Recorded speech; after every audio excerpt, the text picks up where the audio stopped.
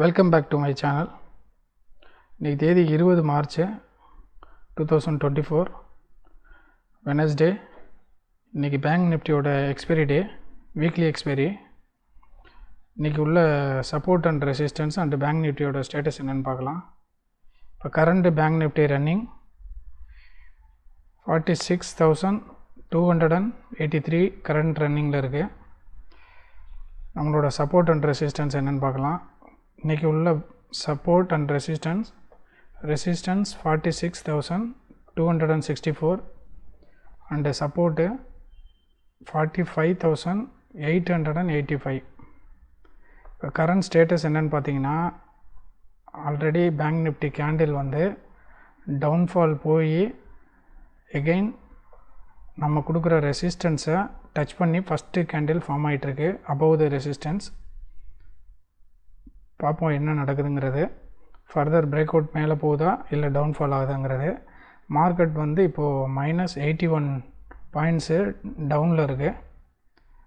நம்ம எடுத்திருக்க position morning எடுத்தது என்னங்கிறதையும் காட்டுறேன். இன்றைக்கி நான் எடுத்த ஸ்ட்ரைக் ப்ரைஸு 46,500 புட் அண்ட் காலில் தான் நான் பண்ணியிருக்கேன்.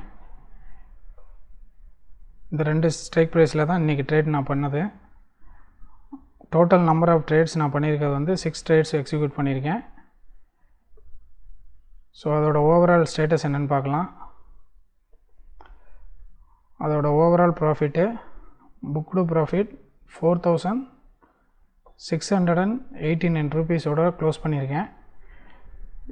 இது ஃபர்தர் மூவுக்காக வெயிட் பண்ணிகிட்ருக்கேன். இனி ஃபர்தர் பிரேக் அவுட் கொடுத்ததுன்னா அதை பேஸ் பண்ணி ரீஎன்ட்ரி கொடுக்குறதுக்கு. இன்றைக்கி எக்ஸ்பைரி டேங்கிறனால நம்ம பார்த்து தான் கொஞ்சம் ட்ரேட் பண்ணினேன். ஓவர் ட்ரேட் பண்ணாலும் நம்மளோட ப்ராஃபிட் வந்து லூஸ் ஆகிறதுக்கு சான்சஸ் இருக்குது. அதே மாதிரி டைம் டிகே ஆனாலும் ஸ்ட்ரைக் ப்ரைஸோட வேல்யூ வந்து டவுன் ஆகி அதுவும் லாஸ் க்ரியேட் பண்ணுறதுக்கு சான்சஸ் இருக்குது. ஸோ அதனால் நான் ஸ்ட்ராங்காக வந்து பிரேக் அவுட் ஆகி ஃபர்தர் மேலே போகும் இல்லை கீழே வரும் அப்படின்னா மட்டும் ரீஎன்ட்ரி கொடுப்பேன். இல்லைன்னா இந்த ப்ராஃபிட்டை இதோட ஸ்டாப் பண்ணிவிட்டு ஃபர்தர் என்ட்ரி எதுவும் எடுக்க மாட்டேன். ஏன்னா எவ்ரிடே நம்ம வந்து லிட்டில் பிட்டு ஓவர் ட்ரேட் பண்ணுற மாதிரி தெரியுது. ஸோ அதனால தான் நான் கொஞ்சம் கண்ட்ரோல் பண்ணி இன்றைக்கி மேக்ஸிமம் 6 ட்ரேடோட இதுவரையிலும் ஸ்டாப் பண்ணியிருக்கேன். பட் 4,600ங்கிறது குட் ப்ராஃபிட் தான்.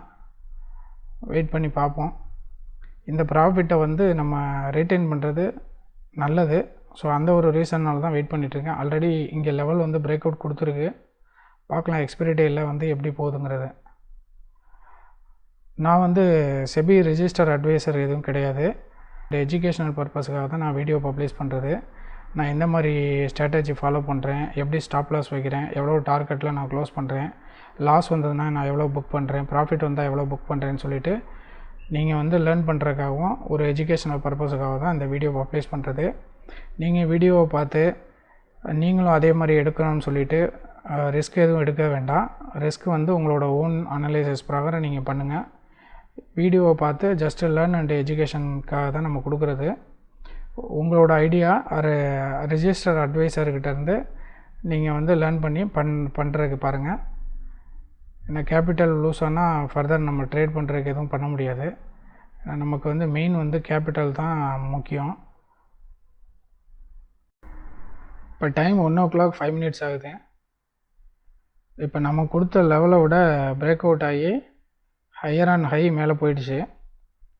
நம்ம கொடுத்த ரெசிஸ்டன்ஸ் லெவல் வந்து 46,264. இப்போ கரண்ட் ரன்னிங் வந்து மார்க்கெட்டு 46,420 ரன் ஆகிட்டுருக்கு. நான் ஃபர்தர் ட்ரேட் எதுவும் எக்ஸிக்யூட் பண்ணலை.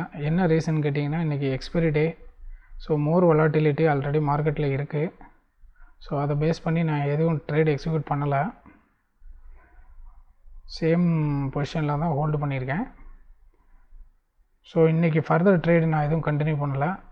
இந்த ப்ராஃபிட்டு 4,689 ரூபீஸு. இதில் ப்ரோக்கரேஜ் ஒரு 300 போச்சுன்னா அரௌண்டு 4,300 அந்த ரேஞ்சில் நமக்கு ஓவரால் ப்ராஃபிட்டு.